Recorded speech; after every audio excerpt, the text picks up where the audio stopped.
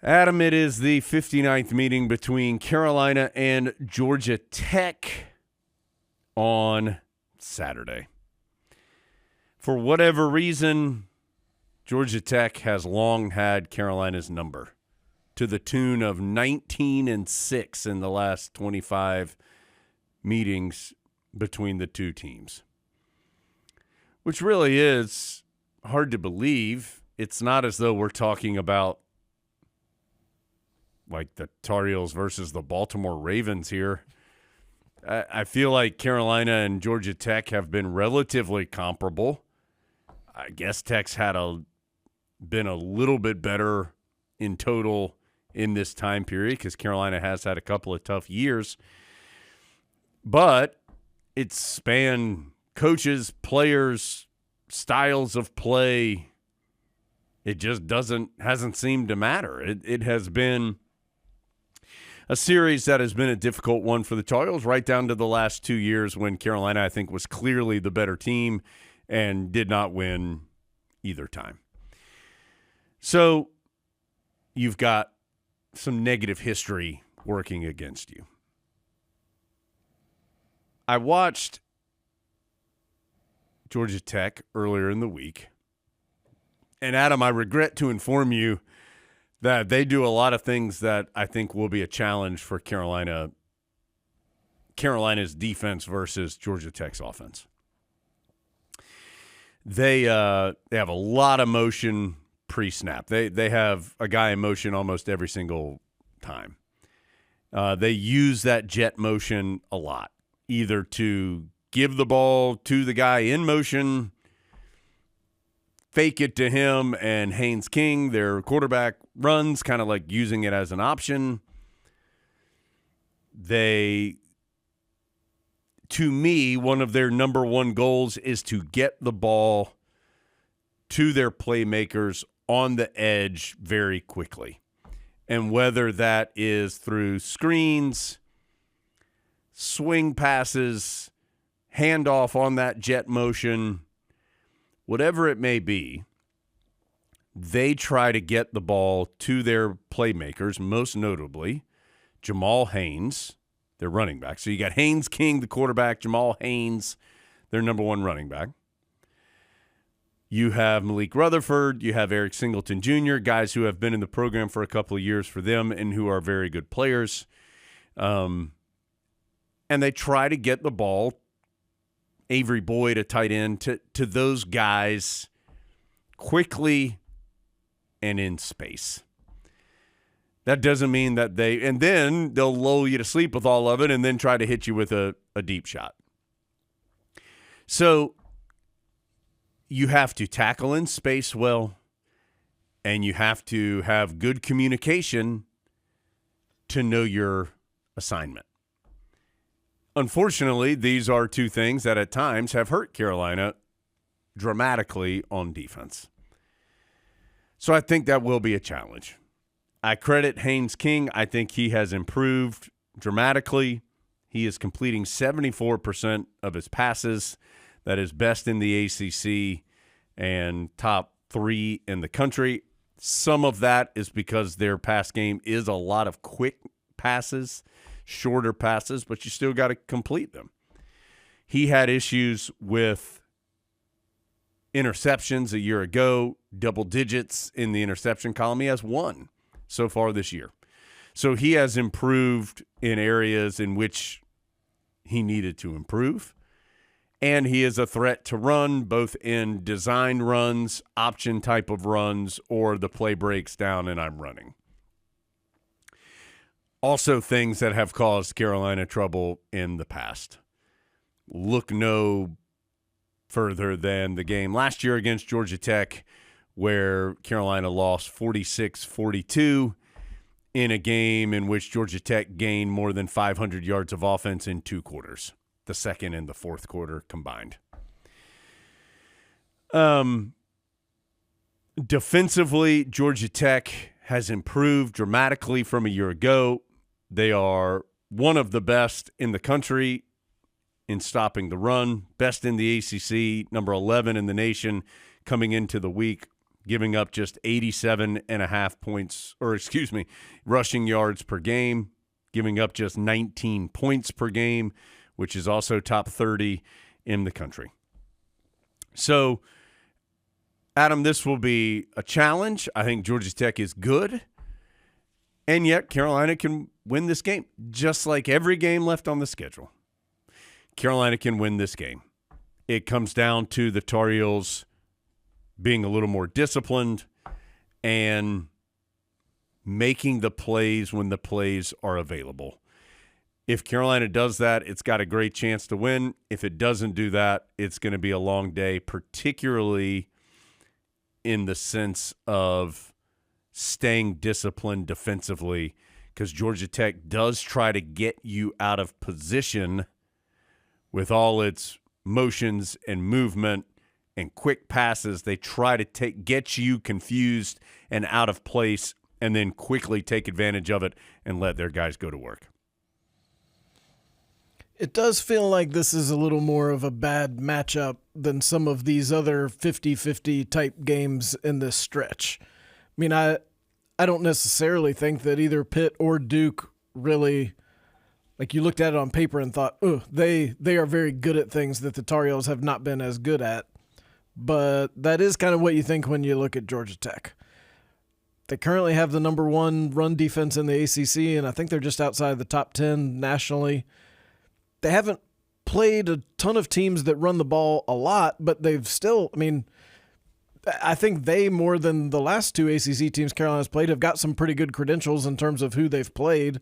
They've beaten some of those teams.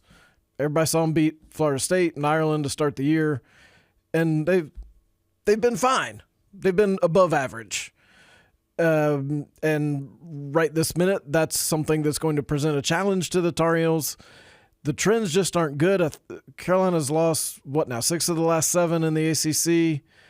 7 of the last 8 ACC opponents have scored over 30 points. So it's been a rough stretch, and this is a team that does some things that the Tar Heels have struggled to handle. You like that Carolina's got Kamen Rucker back, and maybe you'll be able to, back in some form or fashion, and perhaps you'll be able to put some pressure on the Jackets and take them out of that rhythm that they want to get in where they're doing exactly what they want. But Carolina's definitely going to need to play better than they have the last couple weeks, and certainly the last 6 quarters, in order to be able to beat a Georgia Tech team that it makes no sense that it's 19-6. I mean, if you told me that it was like Georgia Tech 14, Carolina 11, I would say, yeah, okay. But 19-6 for two programs that I think are on essentially the same footing. Georgia Tech's only allowed 1 sack all year, although I question some of the scoring on those. There's definitely been times where Haynes King has been tackled in the backfield, and I think it was classified as a quarterback run and not necessarily a sack. But that doesn't diminish the fact that they've been good at keeping people off their quarterback. And again, some of that is the quickness in which the ball is getting out of his hand. And there are a ton of bubble screens, tunnel screens, swing passes, that kind of stuff.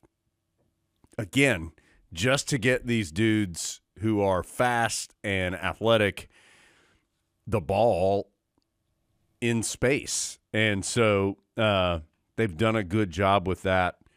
And they a lot of their – because, Adam, if I had to pick one thing that has hurt Carolina consistently, because I do kind of feel like it's been whack-a-mole where it's like, oh, this is a problem, boop, fix that, boop, something else pops up.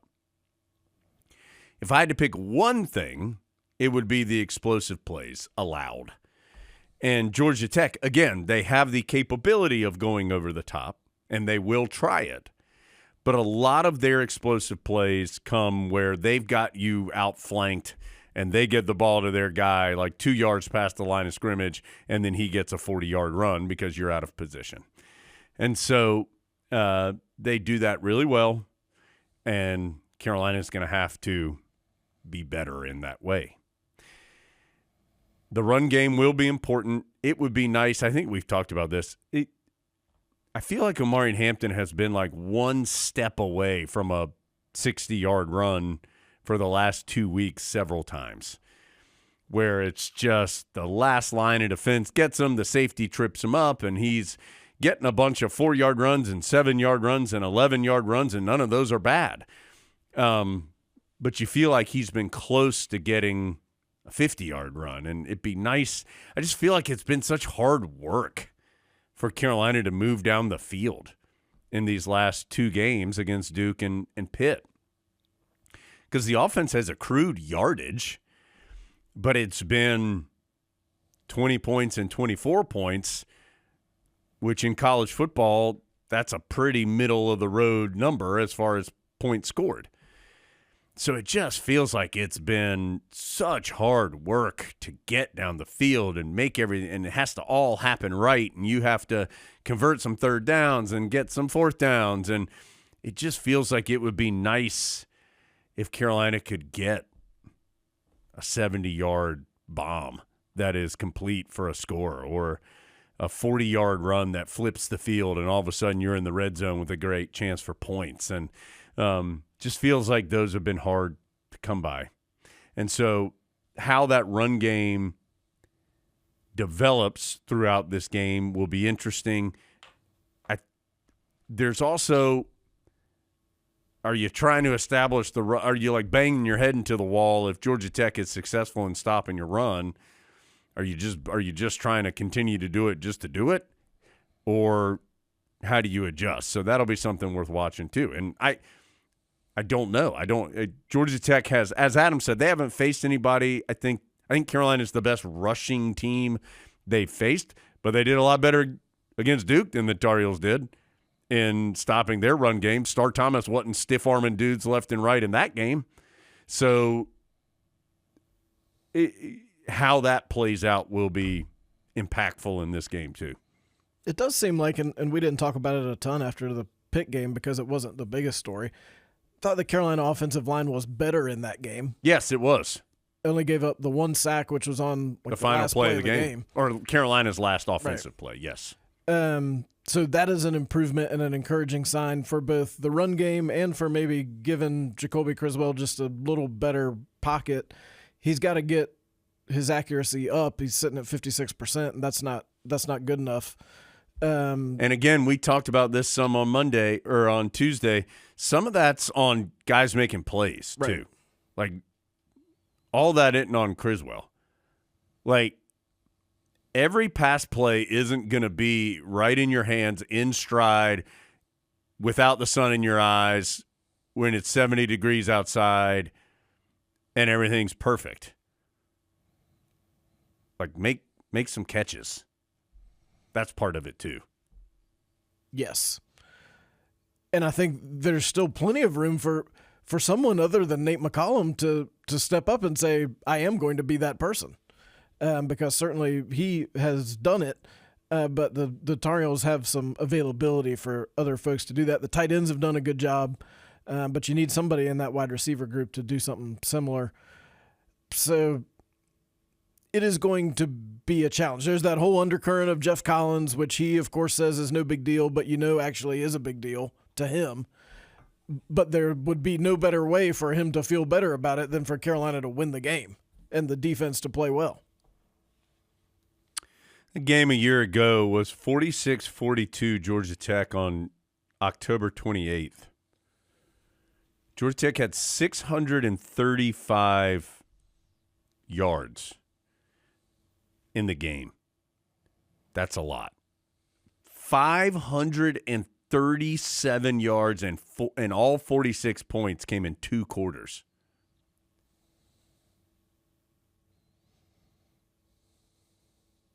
Two quarters. They had 246 yards rushing in the fourth quarter. What a game that was. And only won by 4. Yeah, their defense was bad last year, too. It's better this year. And Carolina had Drake May.